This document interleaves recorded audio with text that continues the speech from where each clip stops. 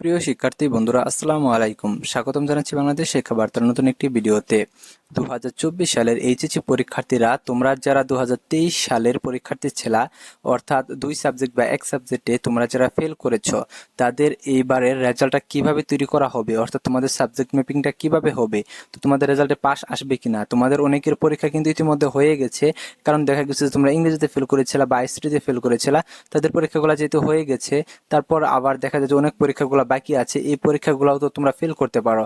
তাহলে এখন এই দুইটা বিষয় আলোচনা থাকবে যে তোমরা যারা ফেল করেছিলা, তাদের মধ্যে যাদের পরীক্ষাটা হয়ে গেছে তাদের রেজাল্টটা কিভাবে আসবে, আর যাদের পরীক্ষাটা হয় নাই তাদের রেজাল্টটা কিভাবে আসবে।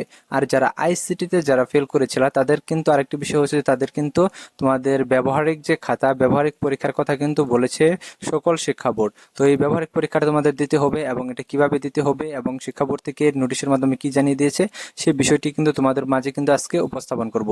তো তোমরা যারা ভিডিওটি দেখতেছো প্রথম থেকে শেষ পর্যন্ত দেখতে থাকো, এবং তোমরা যারা এখন আমাদের চ্যানেলটি সাবস্ক্রাইব করো না, আমাদের চ্যানেলটি সাবস্ক্রাইব করে রাখো, এবং তোমাদের পরবর্তীতে অনার্স ভর্তি বা ইউনিভার্সিটি ভর্তি পরীক্ষার সকল তথ্য কিন্তু আমাদের চ্যানেল থেকে পেয়ে যাবা।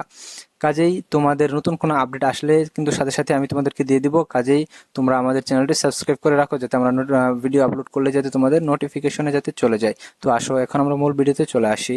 তো এখন বিষয় হচ্ছে যে তোমরা যারা এইচএসসি পরীক্ষার্থী ছিলা, তাদের কিন্তু 2023 সালে দু এক সাবজেক্টে ফেল করেছে অনেকের।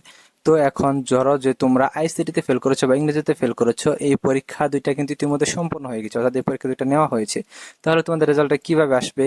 যদি এইবার খাতা যদি দেখে মূল্যায়ন করা হয়, তাহলে কিন্তু দেখা যাবে যে তোমাদের ওই খাতাগুলা দেখে কিন্তু তোমাদের রেজাল্টটা দেওয়া হবে। যদিও এটা নিয়ে কিন্তু কোনো চূড়ান্ত সিদ্ধান্ত এখন পর্যন্ত শিক্ষা বোর্ড দিতে পারেনি যে খাতা দেখে রেজাল্ট দেওয়া হবে নাকি সকলকে অটো পাস দেওয়া হবে। এটা নিয়ে কিন্তু এখনো সিদ্ধান্ত, তারা সঠিক সিদ্ধান্ত দিতে পারেনি। তো এখন বিষয় হচ্ছে যে শিক্ষা বোর্ডের ঊর্ধ্বতন কর্মকর্তারা কিন্তু এটাই বলেছেন যে খাতা দেখে কিন্তু তোমাদের নাম্বারটা দেওয়া হবে যেসব পরীক্ষাগুলো হয়েছে। তো তোমরা তোমাদের ফেল করা সাবজেক্টগুলো যদি এর মধ্যে থাকে যেসব পরীক্ষাগুলো হয়েছে, তাহলে কিন্তু দেখা যাবে যে তাদের মতোই কিন্তু তোমাদের খাতাগুলো দেখে তারপর তোমাদের ওই সাবজেক্টের রেজাল্ট দেওয়া হবে।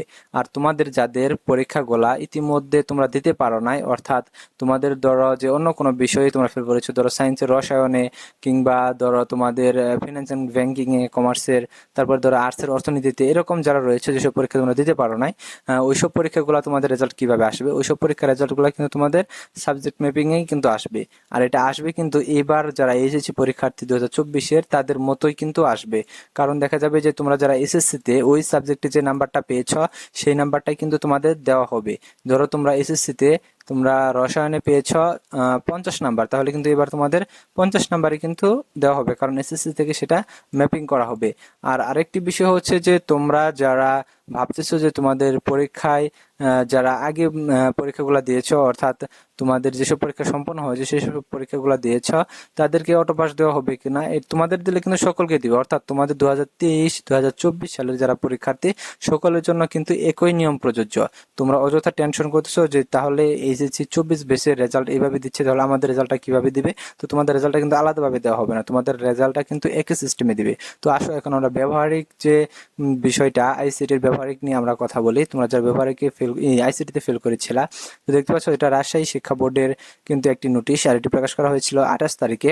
দেখতে পাচ্ছ 2024 সালে অনুষ্ঠিত এইচএসসি পরীক্ষায় অংশগ্রহণকৃত পরীক্ষার্থীদের আইসিটি বিষয়ের ব্যবহারিক পরীক্ষার নম্বর কম্পিউটার কেন্দ্র স্ক্রিপ্ট শাখায় প্রেরণ প্রসঙ্গে, অর্থাৎ উপযুক্ত বিষয়ের প্রকৃতির নির্দেশক্রমে জানানো যাচ্ছে যে 2024 সালের অনুষ্ঠিত এইচএসসি পরীক্ষায় যে সকল পরীক্ষা আইসিটি বিষয়ের পরীক্ষায় অংশগ্রহণ করেছে, তাদের ব্যবহারিক পরীক্ষা প্রাপ্ত নম্বর আগামী এত তারিখের মধ্যে অনলাইনে রাজশাহী শিক্ষা বোর্ড কেন্দ্রে কিন্তু প্রেরণের কথা বলা হয়েছে। যাই হোক, তো তোমরা দেখতে পাচ্ছ যে এখানে কিন্তু কিন্তু তাদের বলা হয়েছে, অর্থাৎ শিক্ষা প্রতিষ্ঠানকে বলা হয়েছে যে পরীক্ষা আইসিটির ব্যবহারিক পরীক্ষার নাম্বারটা পাঠাতে বলা হয়েছে। সেহেতু কিন্তু তোমাদের আইসিটি পরীক্ষাটা কিন্তু তোমাদের নেওয়া হবে, ব্যবহারিক পরীক্ষাটা নেওয়া হবে। সেটা হবে 1 ঘন্টার, দেখা যাবে 1 ঘন্টার একটি পরীক্ষা, 25 নম্বরের পরীক্ষা।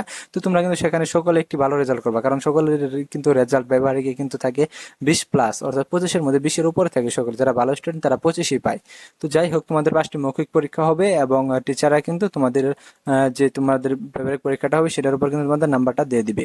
তো দেখতে পাচ্ছ এটা কিন্তু সিলেট বোর্ডে কিন্তু একই কথা বলেছে যে ব্যবহারিক পরীক্ষার যে তোমাদের নাম্বার সেটা কিন্তু পাঠাতে বলেছে শিক্ষা বোর্ডে। তো শিওর থাকো তোমরা যে তোমাদের ব্যবহারিক পরীক্ষাটা হবে।